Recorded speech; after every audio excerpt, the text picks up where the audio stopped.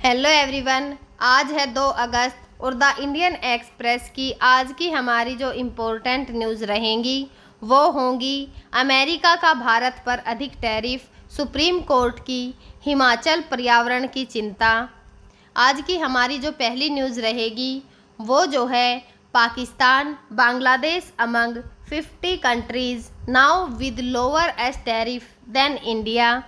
यह न्यूज़ जो है वो चर्चा में क्यों है? जो अमेरिका के राष्ट्रपति डोनाल्ड ट्रंप हैं उनके द्वारा 92 देशों पर जो है नए टैरिफ लगाए गए हैं और जो ये टैरिफ लगाए हैं पहले यह 1 अगस्त से लागू होने थे, लेकिन अब जो है इन्हें 1 अगस्त से जो है स्थगित करके 7 अगस्त को जो है लागू होने के लिए तारीख को जो है स्थानांतरित कर दिया गया है। भारत पर जो अमेरिका के राष्ट्रपति डोनाल्ड ट्रंप हैं उनके द्वारा 25% का टैरिफ लगाया गया है, जबकि जो पाकिस्तान और जो बांग्लादेश हैं उन पर 19 और 20% का जो टैरिफ है वह लगाया गया है। जो 92 देशों पर टैरिफ लगाया गया है उनमें से जो 50 देश हैं उन पर भारत की तुलना में जो है कम टैरिफ लागू किया गया है। जो टैरिफ और व्यापार संरक्षणवाद है यानी कि जो नए टैरिफ 2025 में डोनाल्ड ट्रंप के द्वारा लगाए गए हैं, ये जो टैरिफ हैं इनमें जो भारत है उस पर 25% और जो पाकिस्तान बांग्लादेश जो हैं उन पर 19 और 20% का टैरिफ लगाया गया है। लेकिन सबसे अधिक टैरिफ जो है वो सीरिया पर लगाया गया है जो कि 41% है। यह कदम जो है जो अमेरिका का व्यापार घाटा है उसको कम करने और जो घरेलू विनिर्माण है उसको बढ़ावा देने के लिए उठाया गया है।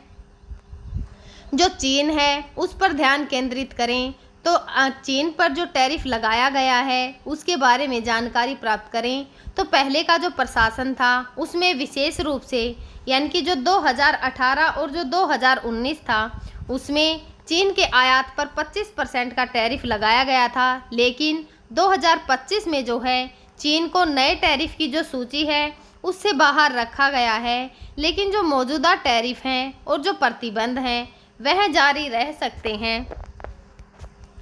अगर इनके उद्देश्य जानें कि जो अमेरिका के राष्ट्रपति डोनाल्ड ट्रंप हैं उनके द्वारा जो है जो ये टैरिफ लगाए गए हैं इनका उद्देश्य क्या है, तो जो टैरिफ हैं उनका लक्ष्य घरेलू जो उद्योग हैं जैसे कि स्टील हुआ, एल्यूमिनियम हुआ और जो प्रौद्योगिकी है उनको संरक्षित करना है, नौकरियों को बढ़ाना और जो आपूर्ति की श्रृंखला है उसको जो अमेरिका है या फिर उसके जो सहयोगी देश हैं उनमें जो है स्थानांतरित करना है।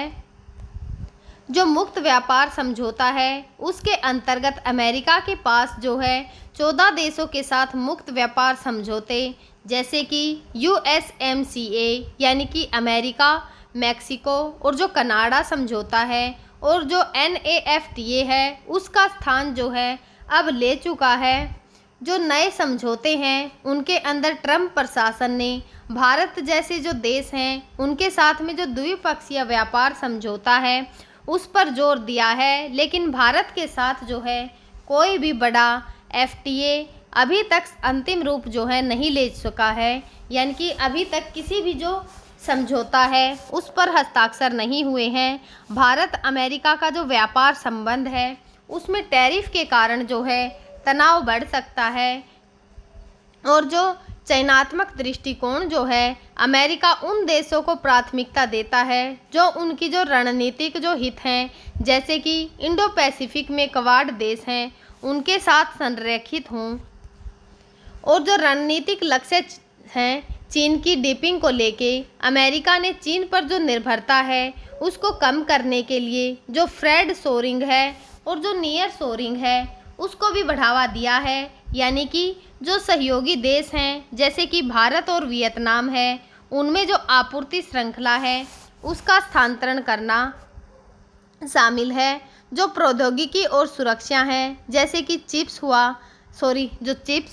हैं या फिर जो सेमीकंडक्टर हैं जैसे कि महत्वपूर्ण क्षेत्र में जो आत्मनिर्भरता है उसको बढ़ाने के लिए जो हमारी चिप्स होती हैं या फिर जो एक्ट है 2022 का, जैसे कानून लागू किए गए हैं, निर्यात नियंत्रण और जो तकनीकी प्रतिबंध हैं विशेष रूप से चीन के खिलाफ कड़े किए गए हैं। अगर हरित व्यापार को देखें तो बाइडेन प्रशासन जो है, यानी कि 2021 से 2025 के बीच में जो बाइडेन प्रशासन है उसने जलवायु से जुड़े जो व्यापार नियम हैं उन पर ध्यान दिया है, जैसे कि कार्बन बॉर्डर का समायोजन तंत्र।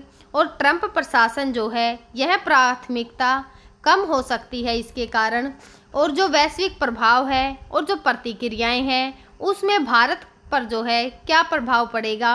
भारत पर जो है अमेरिका के राष्ट्रपति के द्वारा 25% का टैरिफ जो है, या फिर निर्यात से जो कपड़ा है या फिर जो रत्न आभूषण है, इलेक्ट्रॉनिक्स का जो सामान है वह प्रभावित होंगे।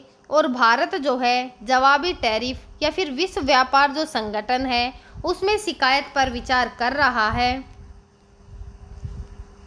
जो वैश्विक प्रतिक्रिया है, यूरोपीय संघ, कनाडा और जो अन्य देश हैं उनमें जो अमेरिकी टैरिफ है उसकी आलोचना की गई है और जवाबी उपायों की धमकी दी है।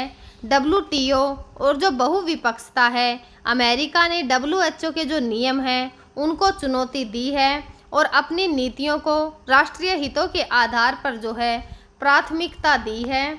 जो आलोचनाएं हैं इन सब को लेकर, या फिर क्या चुनौतियां आ रही हैं मुद्रास्फीति के लिए, जो टैरिफ है उससे आयातित जो वस्तुएं हैं उनकी कीमतें बढ़ सकती हैं, जिससे कि जो अमेरिकी उपभोक्ता हैं उन पर बोझ बढ़ सकता है। वैश्विक आपूर्ति श्रृंखला, जो टैरिफ और प्रतिबंध हैं उनसे वैश्विक आपूर्ति की जो श्रृंखला है उसमें व्यवधान हो सकता है। जो सहयोगी हैं और जो उनके साथ में तनाव हो रहा है उसे देखें तो भारत, जो यूरोपीय संघ और जो अन्य सहयोगी देश हैं उनके साथ में जो व्यापारिक तनाव है वह बढ़ रहा है। जो व्यापार है उसका आकार और जो महत्व द्विपक्षीय व्यापार है उसको देखें तो 2023 और 24 में भारत और जो अमेरिका है उनके बीच में जो द्विपक्षीय व्यापार जो है लगभग 120 बिलियन डॉलर जो है था, और जिसमें वस्तुएं जो हैं और जो सेवाएं हैं दोनों का योगदान शामिल था। अमेरिका भारत का सबसे बड़ा व्यापारिक साझेदार है। भारत के निर्यात के बारे में जानें तो भारत ने जो है अमेरिका को प्रमुख निर्यात में रत्न आभूषण, कपड़ा या फिर जो फार्मास्यूटिक्स मशीनरी हैं और जो इलेक्ट्रॉनिक्स का सामान है वो शामिल हैं। और 2023 जो है उसमें भारत अमेरिका का जो निर्यात है वह 78 बिलियन डॉलर जो है उसके आसपास था। जो आयात है, भारत अमेरिका से जो प्रौद्योगिकी रक्षा उपकरण है, ऊर्जा है जैसे कि तेल और गैस हैं, और जो कृषि उत्पादन है जैसे कि बादाम हुए आयात करता है। सेवाएं जो हैं, भारत की जो IT और जो सॉफ्ट सेवाएं हैं जैसे कि TCS, इन्फोसिस, और जो अमेरिका बाजार है उसमें बहुत ही इम्पोर्टेंट है। जो अवसर प्रौद्योगिकी का हस्तांतरण है, भारत अमेरिका से उन्नत जो प्रौद्योगिकी है जैसे कि AI का सेमीकंडक्टर हस्तांतरण चाहता है, जो कि भविष्य में सहयोग को बढ़ा सकता है। अगर निवेश के बारे में जानें तो अमेरिकी जो कंपनी है जैसे कि टेस्ला हुआ या फिर जो एप्पल हुआ वह भारत में विनिर्माण कर रही हैं, जिससे मेक इन इंडिया को बढ़ावा मिलेगा। जो ऊर्जा सहयोग है, भारत अमेरिका से स्वच्छ ऊर्जा प्रौद्योगिकी और जो LNG आयात है वह भी बढ़ा सकता है। जो आज की हमारी दूसरी न्यूज़ रहेगी वो जो है पूरा जो हिमाचल प्रदेश है वो लुप्त हो सकता है। सुप्रीम कोर्ट ने पर्यावरण पर अपनी जो चिंता है उसको जताते हुए कहा है कि जो हिमाचल प्रदेश है उसमें जो पर्यावरणीय विनाश और जो अनियंत्रित विकास है उसको लेकर उन्होंने गहरी चिंता व्यक्त की है। और चिंता को व्यक्त करते हुए उन्होंने कोर्ट चेतावनी दी है कि अगर जो बेहतरीन निर्माण है या फिर जो हाइड्रो प्रोजेक्ट्स हैं, जंगलों की जो कटाई है या फिर जो पर्यावरण को नज़रअंदाज करने वाली जो गतिविधियां हैं वह जारी रही तो जो हिमाचल प्रदेश है उसका अस्तित्व खतरे में पड़ सकता है और यह नक्शे से जो है गायब भी हो सकता है। यह टिप्पणी जो है एक होटल कंपनी की जो याचिका है उस पर सुनवाई के दौरान आई है, जिसमें कि जो तारा माता पहाड़ी है उसको हरित क्षेत्र घोषित करने के जो हिमालय हाई कोर्ट का फैसला है उसको चुनौती दी गई है। कोर्ट ने यह भी कहा है कि जो जलवायु परिवर्तन है उसका हिमालय पर गंभीर प्रभाव पड़ रहा है, जिससे कि भूसंकलन, बाढ़ और जो संपत्ति है उसका नुकसान भी बढ़ रहा है। यह मानव जनित गतिविधियां हैं, जैसे कि अनियोजित सड़क विस्तार और पर्यटन का विकास जो है उसका परिणाम है।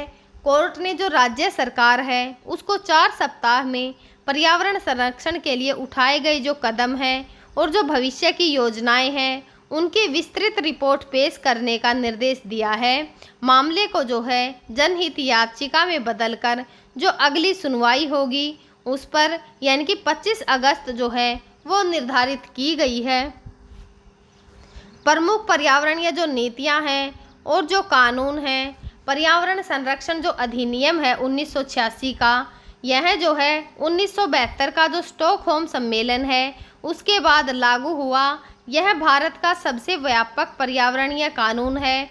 यह पर्यावरणीय का जो संरक्षण है और जो सुधार है,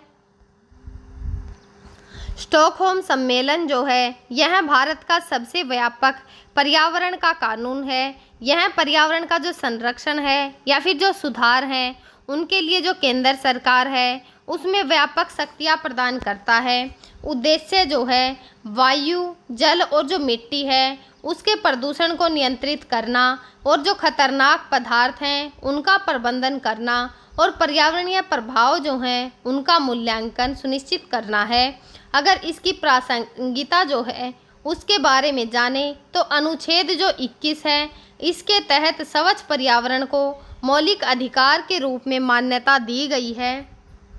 जो MK मेहता केस है उसके अनुसार जो है फैसले में जो है यह सब कहा गया था। जो राष्ट्रीय पर्यावरण की नीति है 2006 की, सतत विकास को बढ़ावा देने के लिए जो व्यापक दिशा निर्देश प्रदान किए गए हैं। पर्यावरणीय चिंताएं जो हैं उनको विकास का जो नियोजन है उसमें एकीकृत करने पर जोर देती है। जो पारिस्थितिकी तंत्र है उसके संरक्षण या फिर जो संसाधन है उनके कुशल उपयोग और जो प्रदूषण नियंत्रण है उस पर भी ध्यान दिया है। जो वन संरक्षण अधिनियम 1980 है इसके अंतर्गत जो वन कटाई है उसको नियंत्रित करने और जो सतत वन प्रबंधन है उसको बढ़ावा देने के लिए जो है जो गैर वानिकी उद्योग हैं या फिर उनके जो उद्देश्य हैं उनके लिए वन भूमि का जो उपयोग है उसको केंद्र सरकार की मंजूरी की आवश्यकता होती है। अन्य प्रमुख कानून जो जल प्रदूषण निवारक नियंत्रण है अधिनियम है 1974 का, उसके अनुसार जो जल प्रदूषण है उसको रोकने के लिए यह कानून बनाया गया है। वायु अधिनियम जो है 1981 का, यानी कि जो प्रदूषण निवारण और नियंत्रण अधिनियम है, वायु जो है उसको प्रदूषण को नियंत्रित करने के लिए यह नियम बनाया गया। जो जैव विविधता का अधिनियम 2002 है उसके अंतर्गत जो है जैव विविधता का संरक्षण और जो जैविक संसाधन हैं उनके सतत उपयोग के लिए यह नियम जो है या फिर जो अधिनियम है वो बनाया गया है। और राष्ट्रीय जो हरित अधिनियम है 2010 का, यह जो है पर्यावरण के जितने भी मामले होते हैं उनमें त्वरित न्याय के लिए बनाया गया है। जो संवैधानिक प्रावधान है, संवैधानिक जो प्रबंधन है या फिर जो प्रावधान है जिसमें कि पर्यावरण को लेकर जो है अनुच्छेद बनाए गए हैं, उन अनुच्छेदों के अंतर्गत 48A जो अनुच्छेद है उसमें जो राज्य को पर्यावरण की रक्षा है और सुधार है वह करने का निर्देश देता है। और जो अनुच्छेद 51A है AG है उसके अनुसार सभी नागरिकों को जो है कर्तव्य है कि वह सभी जो प्राकृतिक पर्यावरण है जैसे कि जो वन है, नदियां हैं और जो वन्य जीव हैं उनकी रक्षा और जो संवर्धन है वह करें। जो प्रमुख पर्यावरणीय आंदोलनों को देखें तो भारत में जो पर्यावरण का संरक्षण है उसके लिए बहुत से जन आंदोलन हुए हैं जो कि नीतियों को प्रभावित करने में महत्वपूर्ण रहे हैं। एग्जाम्पल के तौर पर जैसे कि चिपको आंदोलन 1970 उत्तराखंड में जो वन है उनकी कटाई के खिलाफ, जिसने वन संरक्षण की जो नीतियां हैं उनको और भी मजबूत कर दिया था। जो नर्मदा बचाओ आंदोलन है उसमें नर्मदा नदी पर बांध के पर्यावरणीय और जो सामाजिक प्रभाव हैं उनके विकास, जिसने कि पुनर्वास और जो पर्यावरणीय प्रभाव का मूल्यांकन है उस पर ध्यान केंद्रित किया था। जो एपिको आंदोलन है जो कि कर्नाटक में वन संरक्षण के लिए किया गया था। और जो अंतर्राष्ट्रीय अगर प्रतिबद्धताएं देखें तो भारत ने कई वैश्विक पर्यावरणीय जो संधियां हैं उन पर हस्ताक्षर किए हैं जो कि इनकी जो नीति हैं उनको और अधिक प्रभावित करती हैं। जैसे कि पेरिस समझौता 2015, उस समझौते के अंदर जो जलवायु परिवर्तन है उससे निपटने के लिए जो है यह समझौता किया गया था। मॉन्ट्रियल जो प्रोटोकॉल हैं यह ओजोन परत की रक्षा के लिए जो है बनाया गया है। जैव विविधता पर जो संयुक्त राष्ट्र की संधि है जो कि जैव विविधता के संरक्षण के लिए बनाई गई है। चुनौती और सुप्रीम कोर्ट की चिंता, जो परिवर्तन है उसके अंदर कमी। सुप्रीम कोर्ट ने जो हिमाचल प्रदेश है उसमें अनियोजित निर्माण और जो हाइड्रो प्रोजेक्ट्स हैं उनके कारण जो पर्यावरण का विनाश हो रहा है उस पर चिंता जताई है। जो असम है उसमें दीमा हसाओ कोयला खनन जो त्रासदी है उसने अवैध खनन और जो नियम हैं उनके कमज़ोर परिवर्तन को उजागर किया है। विकास और संरक्षण देखें तो आर्थिक विकास और जो पर्यावरण का संरक्षण है उनके बीच में संतुलन बनाना बहुत ही चुनौतीपूर्ण हो गया है। अनियोजित जो शहरीकरण है, जो औद्योगिकरण और वनों की कटाई है उससे भूसंकलन, बाढ़ और जो जैविक विविधता की हानि है वह भी बढ़ रही है। जलवायु परिवर्तन, जो बढ़ता तापमान है और जो प्राकृतिक आपदाएं हैं उन्होंने हिमाचल जैसे जो क्षेत्र हैं उनको जोखिम में डाला है। जो सरकारी प्रयास हैं, पर्यावरण, वन और जो जलवायु परिवर्तन मंत्रालय हैं, पर्यावरण की जो नीतियां हैं उनका जो कार्यान्वयन होता है या फिर जो वनीकरण होता है, और प्रदूषण नियंत्रण के लिए जो नोडल एजेंसी है, राष्ट्रीय जो स्वच्छ गंगा मिशन है, नदियों की सफाई और जो संरक्षण है उसके लिए बनाया गया है। स्वच्छ भारत अभियान, जो पर्यावरणीय स्वच्छता है उसको बढ़ावा देने के लिए जो नवीकरणीय ऊर्जा है जैसे कि जो सौर ऊर्जा और पवन ऊर्जा हैं उन पर जोर, जो कि सौर मिशन और जो 2030 है उस तक 500 गीगावाट नवीकरणीय ऊर्जा जो है उसका लक्ष्य भारत के द्वारा रखा गया है। सुझाव और भविष्य के कदम जो हैं जैसे कि कठोर परिवर्तन, जो पर्यावरणीय कानून है उनको और सख्ती से पालन करने और अवैध जो गतिविधियां हैं जैसे कि रेट हुआ, होल या फिर खनन जो है उन पर रोक लगानी चाहिए। सतत विकास जो है, विकास की जो परियोजनाएं हैं उनमें पर्यावरणीय प्रभाव मूल्यांकन जो EIA है उसको अनिवार्य और पारदर्शी करना है। जो जागरूकता है और भागीदारी की कमी जो है वो भी देखने को मिलती है। स्थानीय जो समुदाय हैं या फिर जो स्वदेशी ज्ञान है उसको नीति निर्माण में शामिल करना। हरी तकनीक, जो प्रदूषण नियंत्रण है उसके लिए आधुनिक तकनीकों जैसे कि इलेक्ट्रॉनिक्स जो प्रेसिपिटेटर है उसका उपयोग।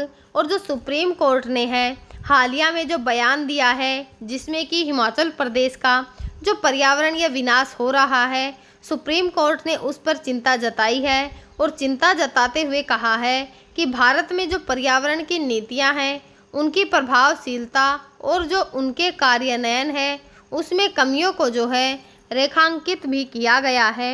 हम जो है आगे भी आप सभी के साथ द इंडियन एक्सप्रेस की जो इम्पोर्टेंट न्यूज़ होंगी उनको साझा करते रहेंगे। तब तक आप पढ़ते रहिए, खुश रहिए। Thank you.